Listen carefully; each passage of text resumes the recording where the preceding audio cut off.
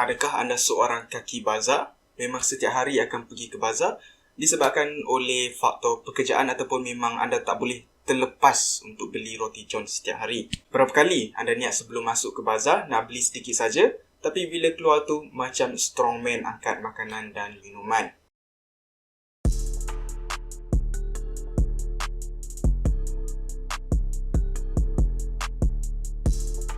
Assalamualaikum dan apa khabar semua, Coach Aizat di sini, dan hari ini Aizat nak berkongsi macam mana anda nak berbelanja ataupun nak membeli dengan lebih bijak ketika berada di bazar.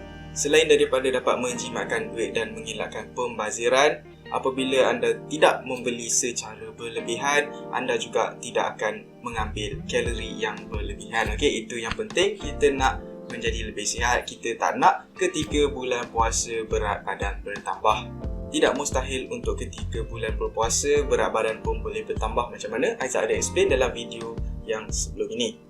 Okey, jadi macam mana kita nak berjimat duit dan juga kalori ketika berada di bazar? Okey, konsepnya sama seperti intermittent fasting, iaitu meletakkan had ataupun restriction. Okey, peraturan yang pertama adalah beli hanya satu hidangan utama dan juga satu hidangan yang lebih kecil. Contohnya, satu nasi Arab dan satu kuih muih.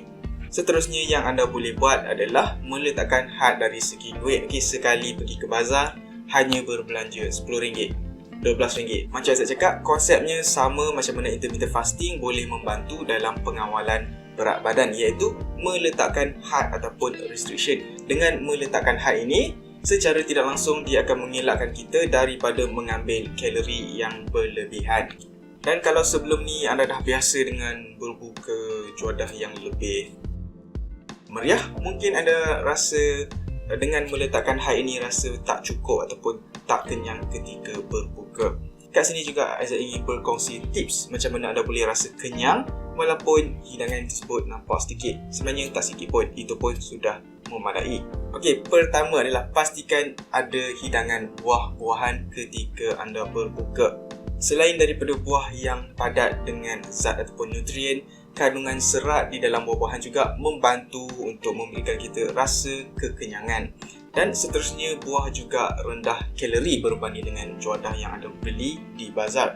Jadi kalau nak ambil 2 ataupun 3 biji buah pun tak ada masalah, sebab dia membantu untuk memberikan kita rasa kekenyangan. Di samping itu memberikan serat dan juga mikronutrien yang kita perlukan. Apabila kita berpuasa, waktu untuk kita makan pun telah dipendekkan kepada berbuka dan juga sahur.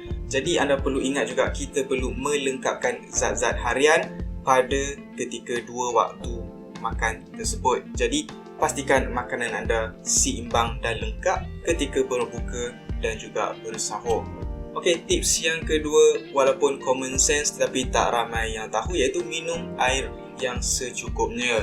Okey, badan kita sering confuse antara signal kelaparan dan juga signal dahaga. Kadang kita rasa lapar tapi sebenarnya badan kita dahaga dan perlukan air. Dengan minum air yang secukupnya, kita dapat mengelakkan situasi ini daripada berlaku dan juga air akan mengisi ruang dalam perut, memastikan kita rasa lebih kenyang. Okey, ketiga, makan dengan perlahan. Selain daripada nampak macam common sense, tapi memang kajian menunjukkan apabila anda makan dengan lebih perlahan, anda akan rasa lebih kenyang dan akan kurangkan rasa kelaparan tersebut. Jadi makan dengan lebih perlahan dia akan memastikan anda kenyang dan juga mengelakkan craving makanan yang lain lagi.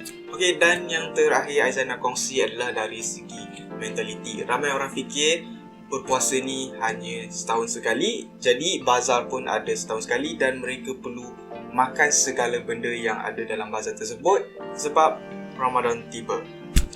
Tapi kita juga berpuasa selama sebulan, selama 30 hari. Jadi tak perlu nak sumbatkan segala jenis makanan yang anda inginkan dalam satu hari. Dengan anda follow tips awal tadi, makan satu hidangan yang besar dan juga satu hidangan yang lebih kecil, itu pun sudah cukup untuk anda mencuba pelbagai jenis juadah di bazar Ramadan. Jadi tak perlu makan banyak-banyak macam tak ada hari esok dah. Dan kalau tak sempat nak cuba nasi Arab yang anda teringin pun pada puasa ini, jangan risau, puasa akan tiba juga pada tahun depan. InsyaAllah kalau umur anda panjang. Okey, sebelum Aizat mengakhiri video ini, satu lagi Aizat nak pesan, iaitu ketika anda membeli di bazar, pastikan anda patuhi SOP dan berbanding dengan tahun-tahun sebelum ni, tahun inilah kalau anda berkemampuan, belilah di bazar dan support peniaga tempatan, kerana ramai peniaga yang terkesan dengan situasi sekarang dengan pandemik. Kalau anda tengok pun di bazar, jumlah gerai-gerai pun jauh lebih sedikit berbanding tahun sebelum ini. Jadi kalau anda berkemampuan, supportlah peniaga tempatan, kerana pembelian anda mungkin menjadi perbezaan sama ada mereka boleh beraya ataupun tidak pada tahun ini. Okey, itu saja untuk kali ini. Jangan lupa untuk tekan like, subscribe untuk video-video yang akan datang, dan sepanjang bulan puasa ini Aizat upload satu video setiap hari. Anda boleh tengok video sebelumnya di sebelah kanan ni. Okey, terima kasih kerana menonton. Semoga kita berjumpa lagi. Sekian.